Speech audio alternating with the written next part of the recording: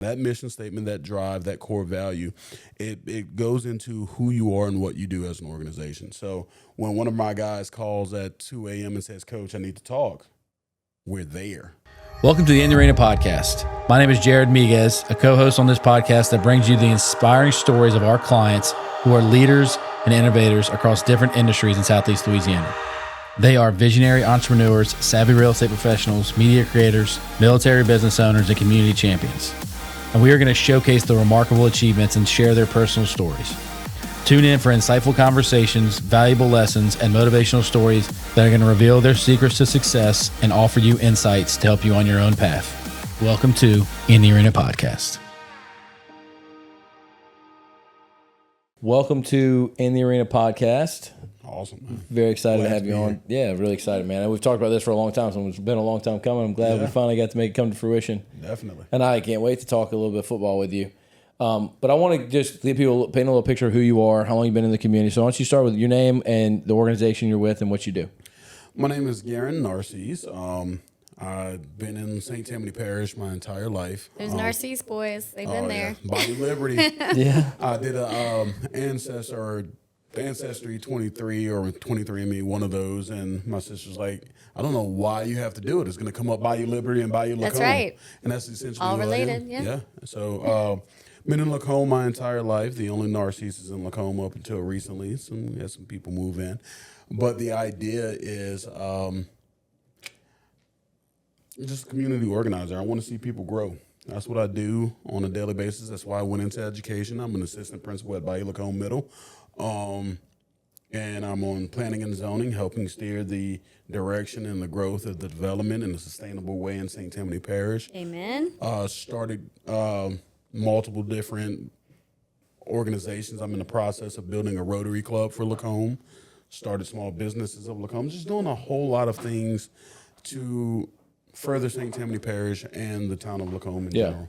So cool. And one of those things that you're doing is you have a nonprofit, which is an organized adult football league for men in our area to be a part of.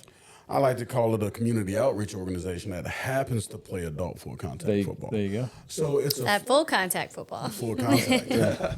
It's a fun and interesting way to get young men in the door to do community service. So the idea is I coached high school football for approximately 14 to 15 years before starting this program. And I realized that the guys who are 14 to 18 have the same problems as the guys who are 18 to 24. Mm-hmm. There's just no safety net for those guys who are 18 to 24.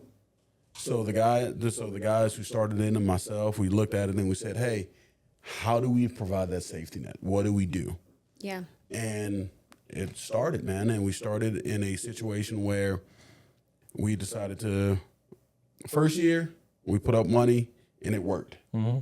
Second year, I said, we're not putting up that much money again. Mm-hmm. And we went out to local businesses, didn't have any real organization or anything. In the third year, we went out, got our nonprofit organizational status, and we were able to bring in some more funding, and we finished with $6 in the account. And nice. That was the greatest day ever. That's a win. The success of the business, of the organization, has grown tremendously as far as getting the brand out and doing things of that nature. So you said something at the beginning. You said in the first year, you put it out there, you paid a lot of money, and it worked. Yes. What does it worked mean? It worked means we were able to get guys who needed to be a part of the mission and be able to mentor those guys and grow their lives.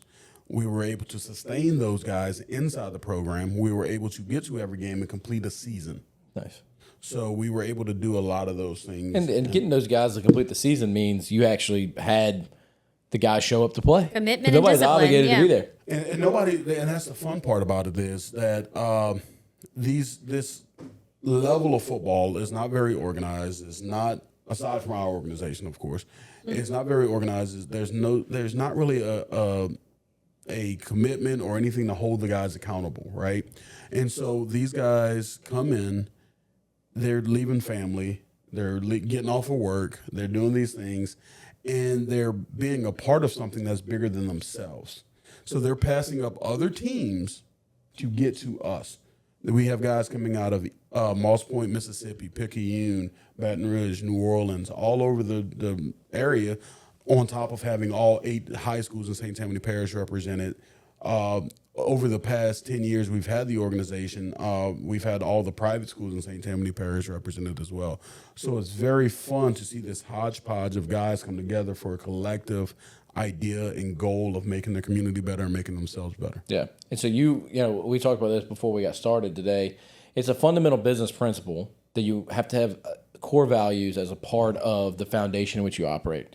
And you also have to have a goal, and you have to have sustainability and long-term longevity and all that kind of stuff. But the foundation of it is values and a real sense of purpose of what you're doing. Mm-hmm. And you go to some business owners who are making money, and they don't necessarily know their values or know what their purpose is other than to make money. Right. Nonprofits are unique because you usually have a very strong sense of what your values are and purpose, because you're not there for the sole purpose of making money. And so I think a lot of business owners can take a lesson from a nonprofit, and I want you to give them a lesson on values and purpose. Like, what are the values in which y'all operate, and what is the purpose of your organization? So the mission statement is the cornerstone of everything we do. So I tell the coaches, I tell the players, I tell the community, we are here to provide opportunities on and off the field and community outreach for St. Tammany Parish. That's what we do. And so is it beneficial to all of everybody who's concerned? So, hey, we have this opportunity coming up soon at the end of September to do a kids camp in Baton Rouge. Is that something that is community outreach? Yes. Will it build the guys? Yes, we'll do it. There's no ifs, ands, or buts. We'll get 5 or 6 guys there. So it steers everything you do as the organization. That mission statement, that drive, that core value, it goes into who you are and what you do as an organization. So when one of my guys calls at 2 a.m. and says, Coach, I need to talk, we're there. That brotherhood is there, that idea, because once again, who we are, where that 14-year-old kid, 15-year-old kid, like I was in high school, who didn't have I had a stepfather and a dad, and at 15, my dad passed away, and the household, you can't really, it was stable, but it wasn't, you can't talk to your dad at 15. You don't want to talk to your dad at 15. So my head football coach became my mentor. Yeah. It became that guide. It became that pathway to show me how to be a young man. Yeah. And so that is what we try to do with these 18 to 26-year-olds, is say, hey, this is what you have to do. We've got a partnership with North Shore Technical Community College. Anybody who plays for us can go there for free or next to free, depending on their status. That's huge. Legal services, financial services, mortgage assistance. We've gotten a partnership with Precision Driving Academy to cut the cost for a driver's license, because the state of Louisiana said, hey, you got to take the class, and the class is anywhere from $400 to $600.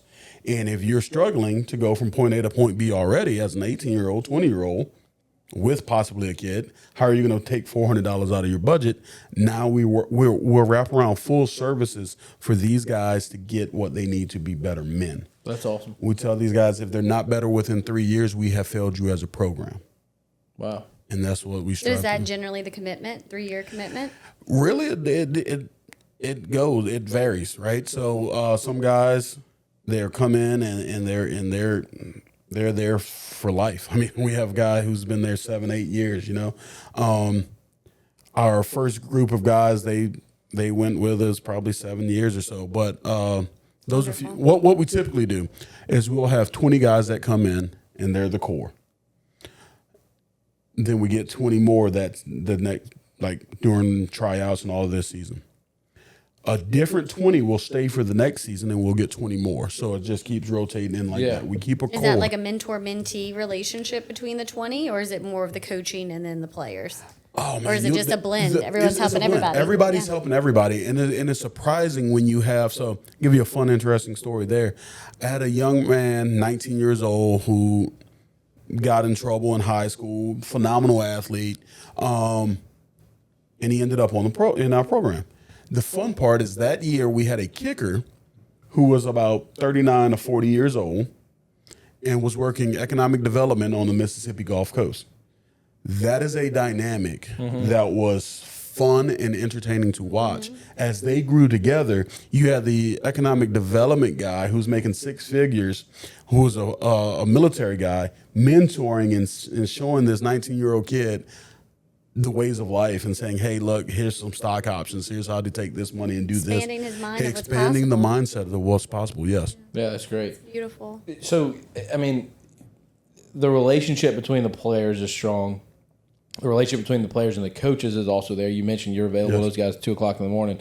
I can tell you, growing up, if you ask me who my mentors were, it's me, my dad, my grandfather, and then all of the coaches that beat you know what out of me my whole life, but always told me and saw something in me that I could do more than what I was doing. Right? They always pushed me to be better, and even though like those guys to this day still talk to them every once in a while and just touch base with them, and then that was 20 years ago now, which is crazy to think about, but there's got to be a foundation of that came from you, right? I mean, you talked about your family dynamic a little bit and that coach, but you still have that relationship with your coach, and how do you build that relationship with your players?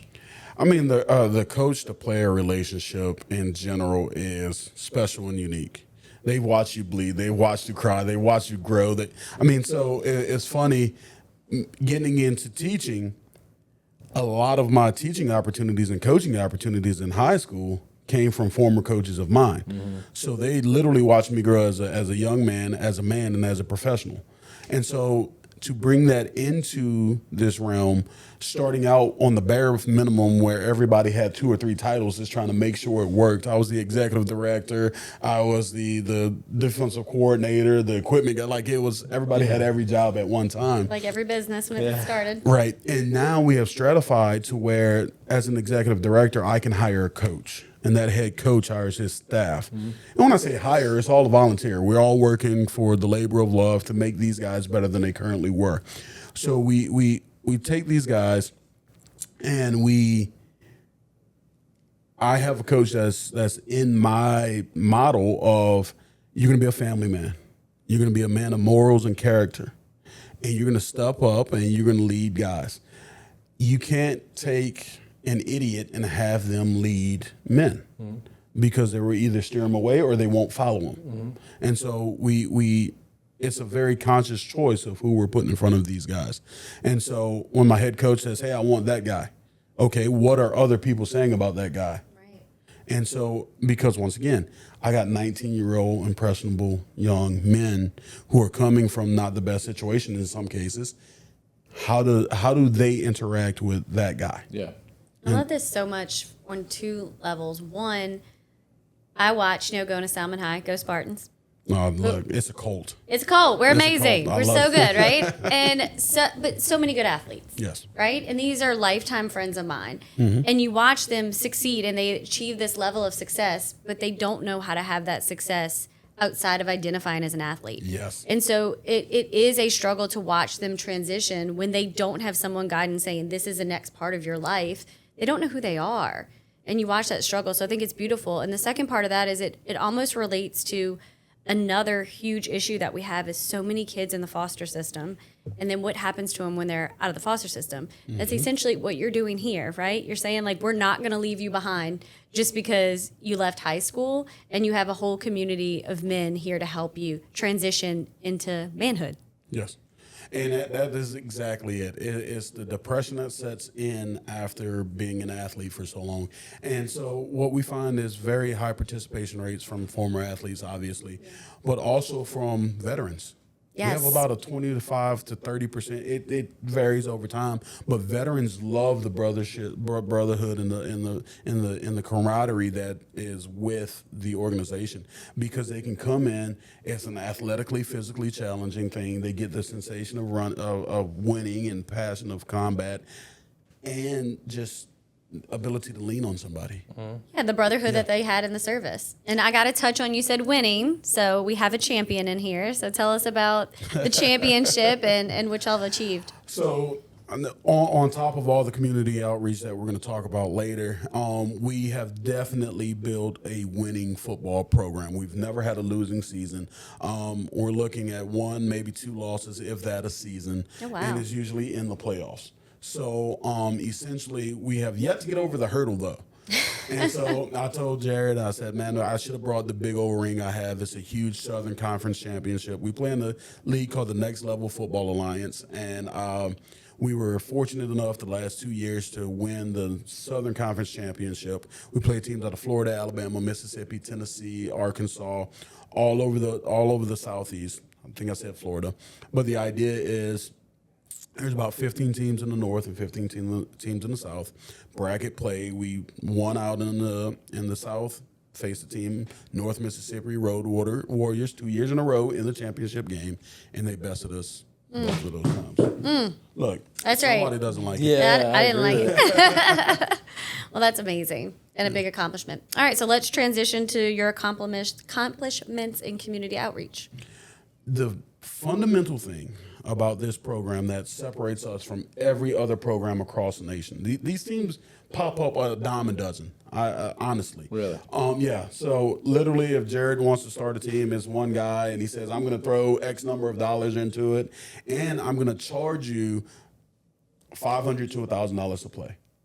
And they charge these guys, and they say, "Hey, give me $500 to $1,000, and we're going to make you into a star. We're going to make you into the next beer man. We're going to make you into the next Delvin Bro, who went from this level to the National Football League." That is very few and far between. Oh, Yeah. What we do is we say, "Give me 10 hours of your time for community outreach, and we're going to make you into a better person.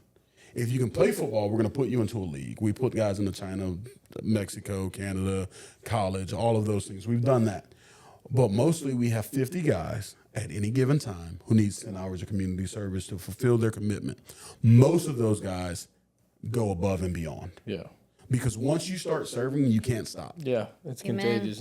It's a momentum you can't stop. Yes, Well, it becomes a way of life. Yeah. exactly. And you just Second see how much nature. value you bring to the community, and it makes you feel better about what you're doing than anything else. Pretty much. Exactly. So these guys have started little league teams that have won national championships. Some of your Salmon guys, Yeah. like that. That's what they did. They were like, "I gotta get 10 hours of community service. Why would I have to do that?" Well, you're not paying to play. Oh yeah, well I'll do it. I'll start coaching, and then they get so far enthralled in it where that's easy for them. They're putting way more than 10 hours into the little league team, and then every year this organization we do 2 blood drives a year. We do a back to school bash in which we give over 750 school bags full of Wow. everything on the school supply list, from notebooks, pencils, pens, Damn. crayons. Crayola crayons, because we have a standard, markers, binders, all of these things. We put that into a book bag. We give it out for free. On that same day, we have jambalaya, hot dogs, hamburgers, a DJ, 3 water slides, a resource fair with over 30 vendors. So in order to get your school supplies, you have to go through the resource fair. Wow. We've been doing that for over 10 years, 5 years with this organization. With that said, the next day, free haircuts, free shoes, and free uniforms for everybody who shows up. Wow. That's what it's all about, giving. Right. And so we're also setting up. Hopefully, we can get it off the ground. We're pushing a wire, but we should be getting there. It's going to be a spooktacular the weekend before Halloween, in which we have a haunted house, a hayride, trunk or treat, all of those things inside the park in Lacombe. Cardinals players are going to be the haunted characters in the thing. Nice. And we're going to have, like I said, the trunk or treat and all that stuff. With that said, the proceeds from that event are going to go to the 2 schools, Chautama and Bayou Lacombe, for their PTA and their community lighthouse team. Yeah. So it's those things like that we're just constantly trying to give back and give into the community and build. It's such a blessing. Yep. And so how does a business like ours support your organization? I mean, really and truly, the biggest way you can support, there are 290,000 people in St. Tammany Parish. We get 200 a game. So the biggest way we can do that is to get that number up to 1,000. Tell your friends, tell your enemies, tell your family, tell everybody about the Cardinals, and then spread the word. Because $10 a ticket, $20, you can take your wife and every kid you have under 12. For $20. There's not a better deal for family entertainment in St. Tammany Parish. Yeah. Where do y'all play? We play at Lakeshore High, March through June. So we're a spring league, so you don't have to worry about competing with LSU or the Saints or any other non-important team that you root for. Yeah. Cardinals, Saints, and Tigers. That's the three Yes. things that matter the most in football right now. And then number two, we are a nonprofit, right? So we are a 501c3. Everything you give is tax deductible. So we have different levels. You can obviously say, hey, I want to give more. Obviously, you can give more.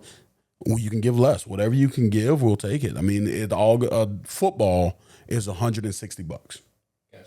So a football is 100. You need 10 of them. Yeah. Travel to Arkansas, $6,000. So it's those types of things that we tell the guys, go out and serve the community, make the community better. We're going to make you better. We need the community to turn around and help us continue to be better. Nice. Very good. And what's the prediction on the 2026 football season? Oh, well, there's going to be a championship for sure. There's going to be a championship. The things that Coach E.J. Walls has done to build the commitment level and to build the ability and just the capacities of the guys around him. We had 35 new guys show up at tryouts this last tryouts in August. We have another one September 13th. And then once minicamp starts up, anybody can come up and walk up and say, hey, I want to be a part of it. So minicamps, we're looking third week in October and second week in November. So we're looking at getting some things out, flying, rolling, and getting the ball rolling. And it's all downhill, and it should be easy. So y'all running the ball, you pass attack. What's the game plan? Man, our offensive coordinator prides himself on balance. Okay. I'll tell you what, it's very hard not to throw the ball on every single play. Yeah.